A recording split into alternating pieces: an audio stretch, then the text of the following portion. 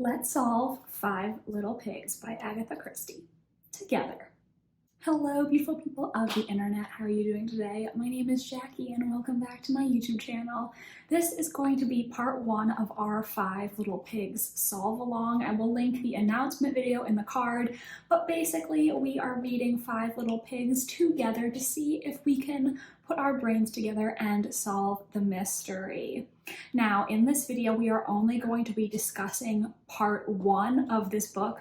So if you have read ahead, please do not comment anything about the later sections. And if you've read this book before, you are welcome to watch and comment, but do not put any spoilers in the comment section. If you do, I will be mad at you. Very, very mad at you, because this is, meant to be fun, but spoiling the mystery really ruins the fun for people, and I just don't want that on my channel. Thank you. Now I do have my trusty murder solving whiteboard back. I think I'm going to do this video slightly differently because usually when I finish my trying to solve Agatha Christie videos, I summarize everything that I've read, and I don't think I'm going to do that this time. Since this is a read-along, I'm assuming that most people who stumble across this video have read the book, and I just think, telling you what you already read is not going to be the most effective use of our time. Instead, I was thinking we could go through all the different characters and I can talk about why I think maybe they are the murderer or why I think maybe they're not. I did take some notes as I was reading about things that stood out to me. So let's go through this together, and if you are participating in the read-along, definitely let me know your thoughts in the comment section. Do you agree with my theories? Do you suspect somebody that I don't? Were there any things that you thought were potential clues but I didn't mention in the video? Do let me know down below. When I film part two, I will try to reference some of the comments.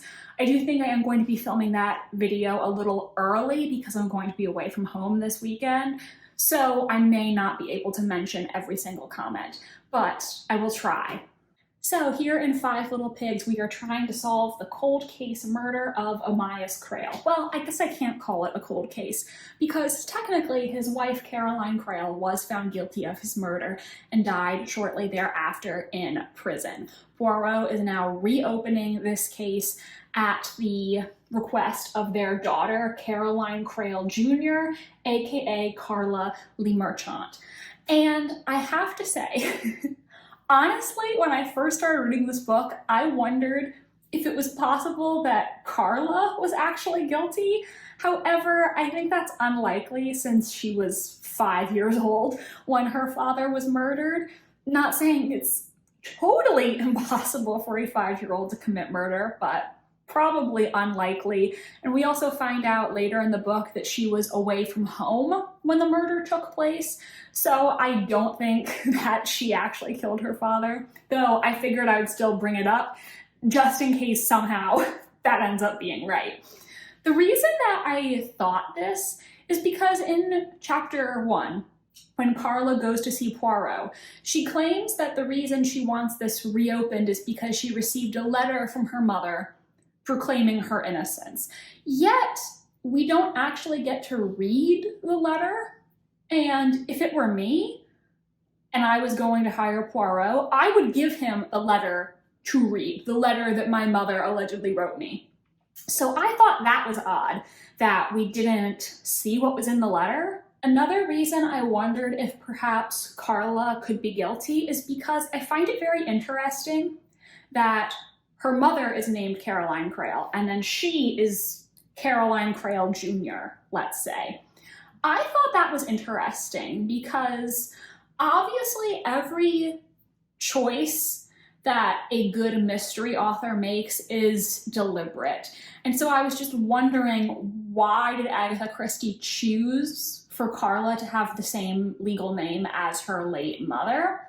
I think if it were me, and I was writing this book, I would have a character maybe dramatically on their deathbed say something about Caroline and have everyone assume that they meant Caroline Crail Sr., but then plot twist, we would later find out that this clue is actually referring to Carla, aka Caroline Crail Jr. You follow me? If I were writing this book, or a book with two characters who have the same name, that's where I would take it, where I would have a clue that is pointing to one character, but then plot twist, we find out they actually meant the other. So that was another reason I wondered if perhaps it could be her, but I just don't know if logistically it is possible. I considered the idea that maybe she could have somehow killed her father by accident, but considering she was apparently not near the home that day, I just don't think it's possible. Though I will explain a little more later, because I now have a new theory that, how do I want to say this? There were additional reasons why I wondered if maybe it could be Carla that I haven't mentioned yet, but those same reasons that I was wondering, oh, maybe it was Carla, also work for another person. Hopefully you understand what I'm trying to say there. As Poirot is investigating, we find out that there were 5 other people at Amias Crail's home the day that he was murdered, and those 5 people are the 5 little pigs of the title, with Poirot kind of comparing them to the pigs in this nursery rhyme. So, our suspects: Philip Blake. He was Amias Crail's best friend. They've known each other since they were children, and he was staying at the house at the time of the murder. Philip Blake is a stockbroker and very successful. Mr. Jonathan, the Crail family's former attorney, describes him as a money-grubbing little brute.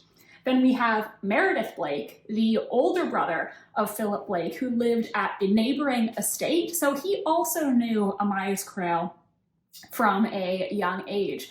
Now, Meredith has a very different personality from Philip.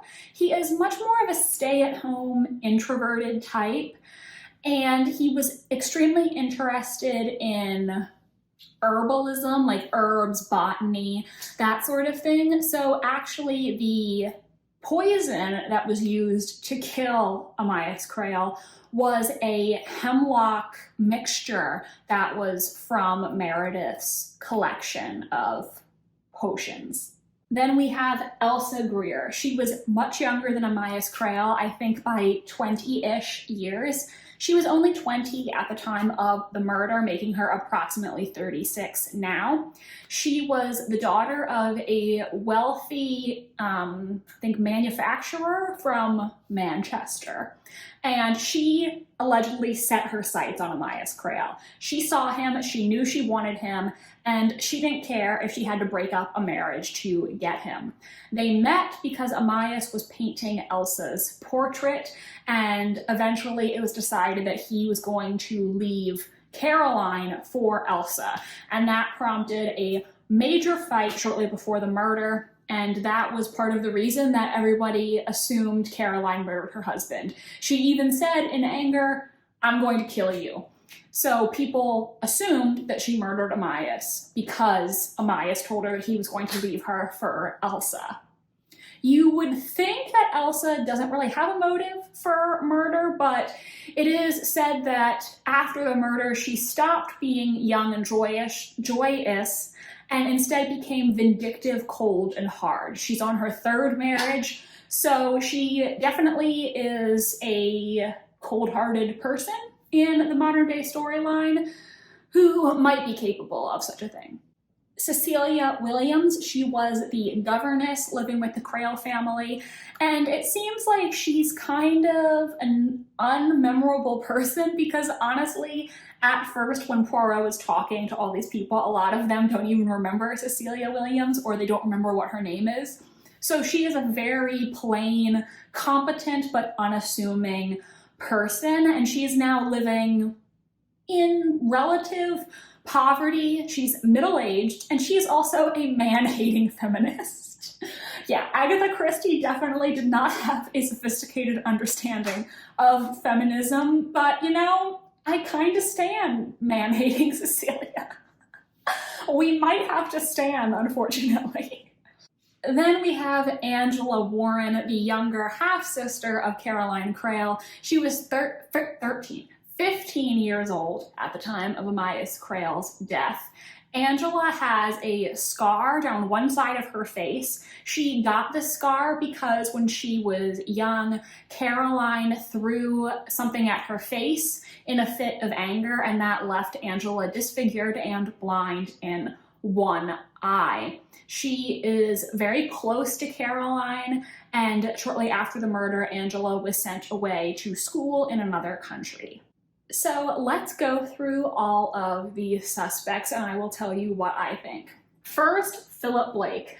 I do not have a very high opinion of Philip Blake. I do not think he comes across as likable at all, but I don't know what his motive would be for killing his best friend, Amias Crale. We know that the day the murder took place, his brother Meredith had called him to say that the conine mixture was missing from his collection, and so the two of them discussed that privately.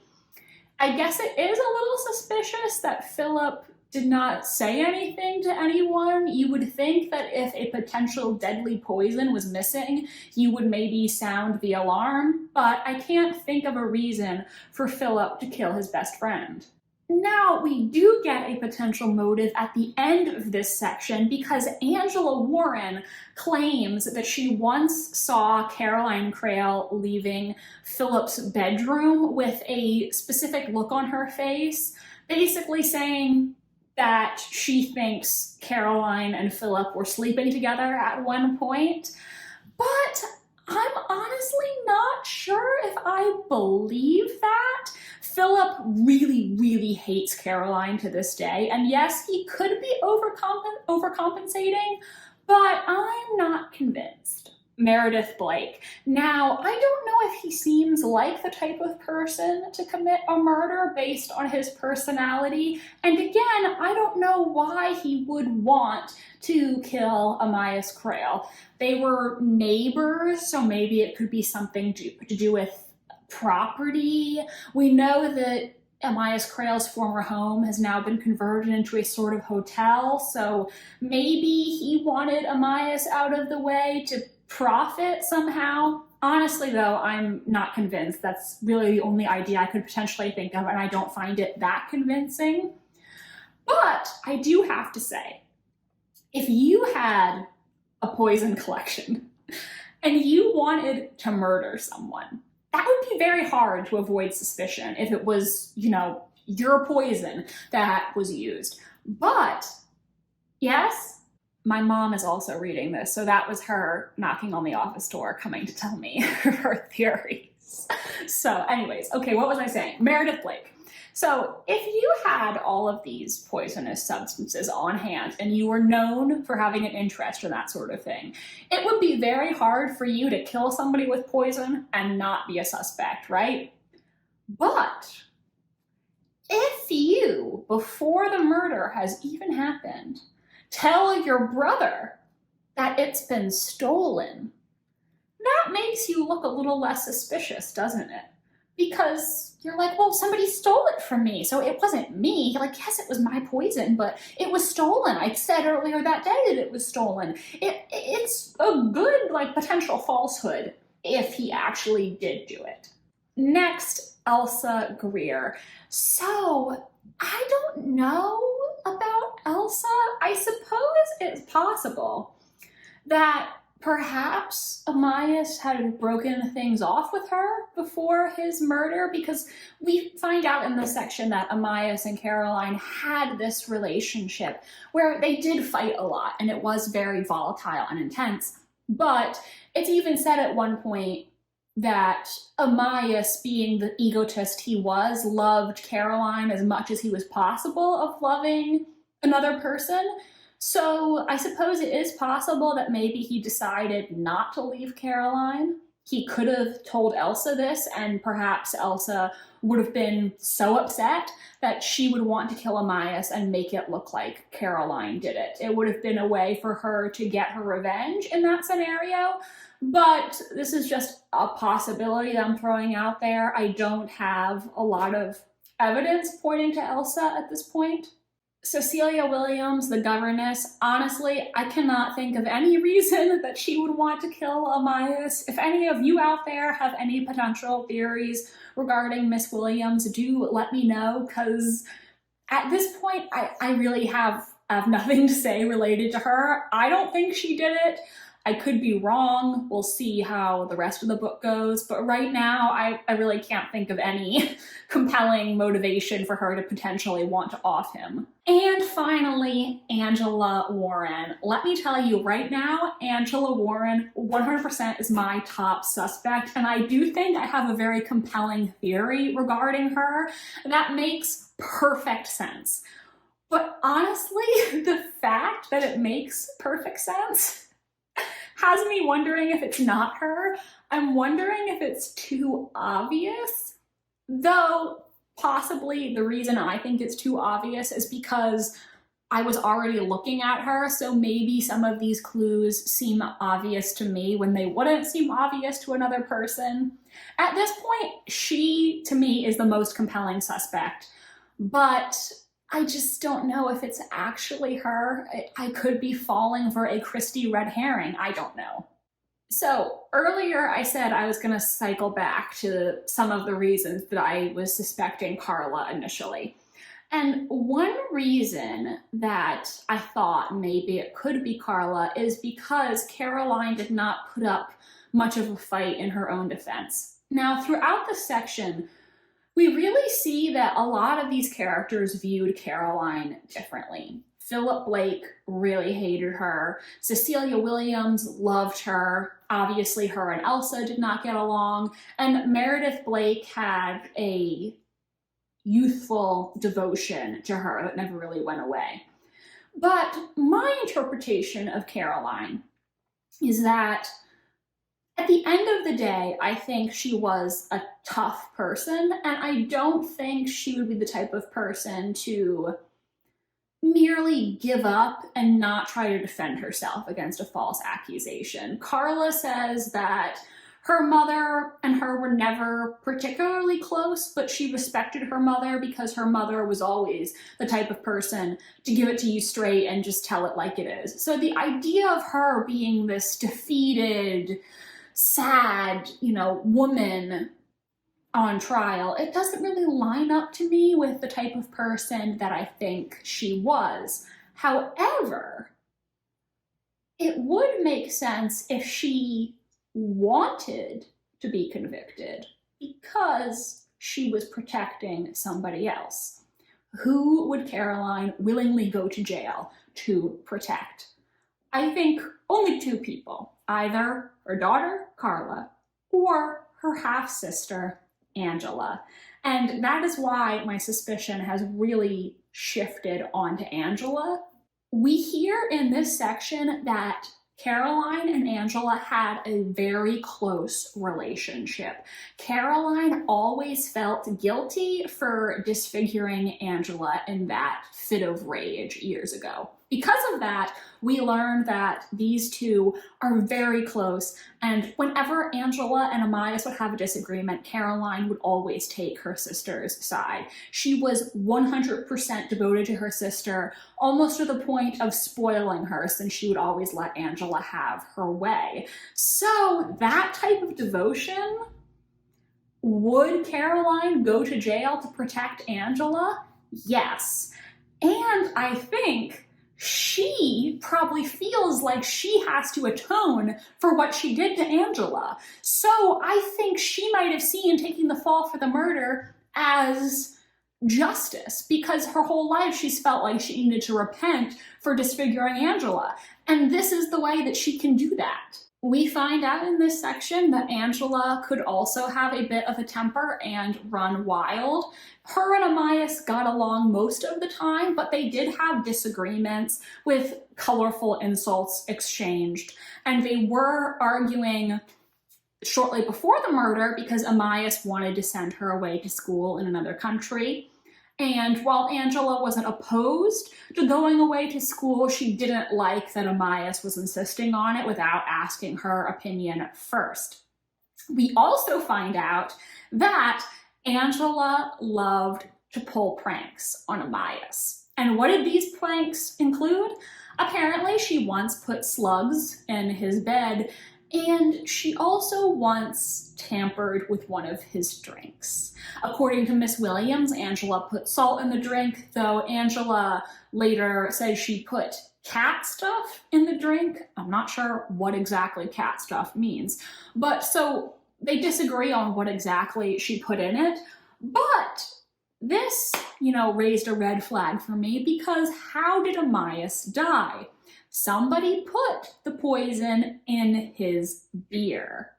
So what I think happened is that Caroline genuinely did steal the poison, intending to off herself with it. She put it, as we know, in a bottle that was falsely labeled jasmine scent. And so I think perhaps Angela stole that, thinking that it would maybe make Amias sick, but not kill him. And so she did cause his death without meaning to. Now, my only problem with that is, why would she choose the jasmine scent of all things to put in his drink? Why not use something like salt? Like, would jasmine in your drink even have that much of an effect on you? I'm not really sure.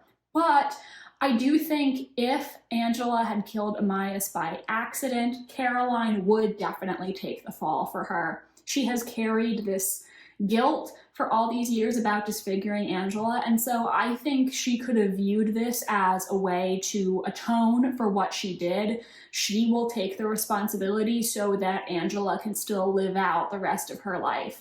I also think it's very suspicious that Angela did not give evidence at the trial, and she was sent away to school in another country so soon after the murder was committed, almost like Caroline wanted to keep her out of it and get her as far away as possible.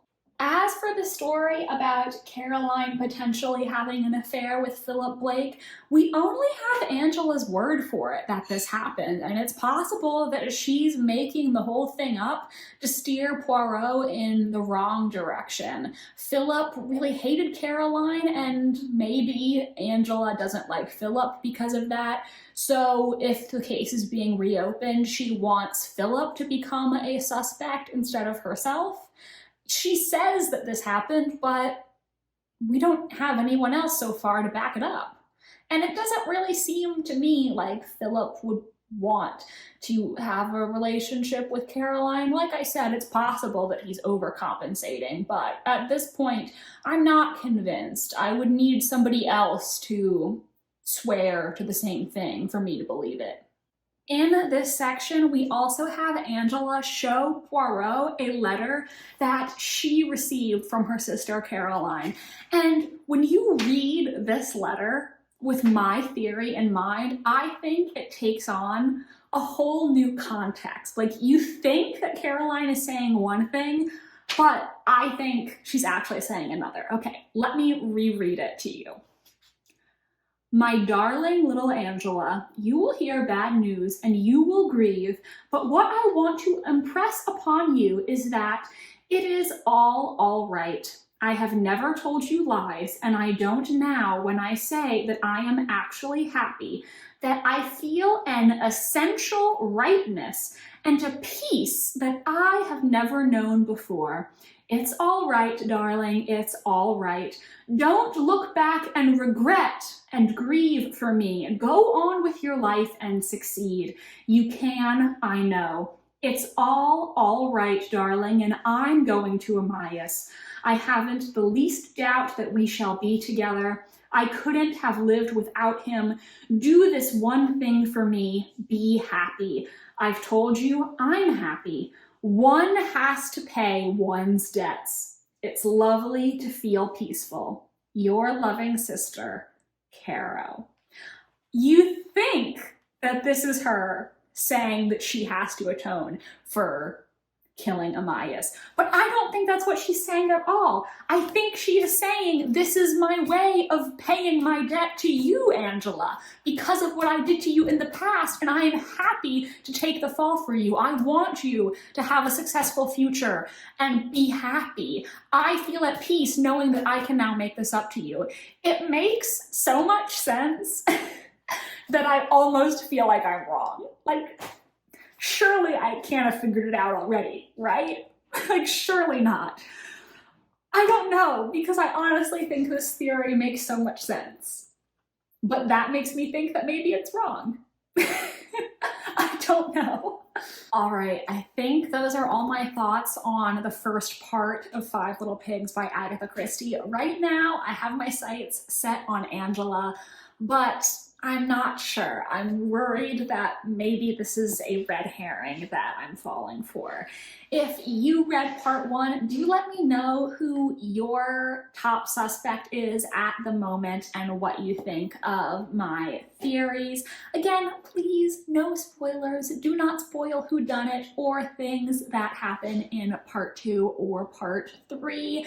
If you put spoilers in the comment section, I will ban you from my channel and I will hate you forever. If you enjoyed this video, please do give it a big thumbs up and subscribe to my channel to see my latest videos, including part two of Five Little Pigs, which we will be discussing next Wednesday. Please share your non-spoilery theories with me down below. I think I will also be posting a poll on my community tab for people to vote on which of the Five Little Pigs they currently have as their suspect. So keep an eye out for that and go vote. We'll see who majority thinks did it. Thank you so much for watching this video today, and I hope you have an excellent rest of your day. Bye, and I'll see you next week for part two.